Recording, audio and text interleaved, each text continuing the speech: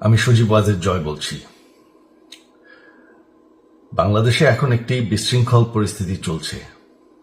সারা দেশে আমাদের ভাঙচুর হচ্ছে, লুটপাট হচ্ছে, আমাদের শহরের বাইরে আমাদের নেতাকর্মী, আমাদের আওয়ামী লীগের নেতাকর্মীদের উপর হামলা চলছে, অনেকে হত্যা করা হয়েছে। এই পরিস্থিতিতে আমি বলতে চাই, আওয়ামী লীগ হচ্ছে বাংলাদেশের সবথেকে পুরাতন গণতান্ত্রিক এবং সবথেকে বড় দল। আওয়ামী লীগ কিন্তু মরে যায়নি। আওয়ামী লীগ এই দেশকে, বাংলাদেশকে স্বাধীন করেছে। আওয়ামী লীগকে শেষ করা সম্ভব না। আমরা বলেছিলাম যে আমার পরিবার আর রাজনীতি করবে না, তবে আমাদের নেতাকর্মীর উপর যেভাবে হামলা হচ্ছে, এই পরিস্থিতিতে আমরা হাল ছেড়ে দিতে পারি না। বাংলাদেশে যদি গণতন্ত্র, নতুন বাংলাদেশ গড়ে তুলতে হয়, আওয়ামী লীগ ছাড়া সম্ভব না। আওয়ামী লীগ হচ্ছে সব থেকে বড় দল।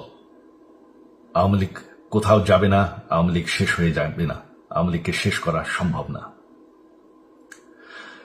আওয়ামী লীগের নেতাকর্মীদের আমি সবাইকে আহ্বান জানাচ্ছি যে আপনারা সাহস নিয়ে দাঁড়ান। আপনারা একা না, আমরা আছি। বঙ্গবন্ধুর পরিবার কোথাও যায়নি, আমরা আপনাদের সাথে আছি।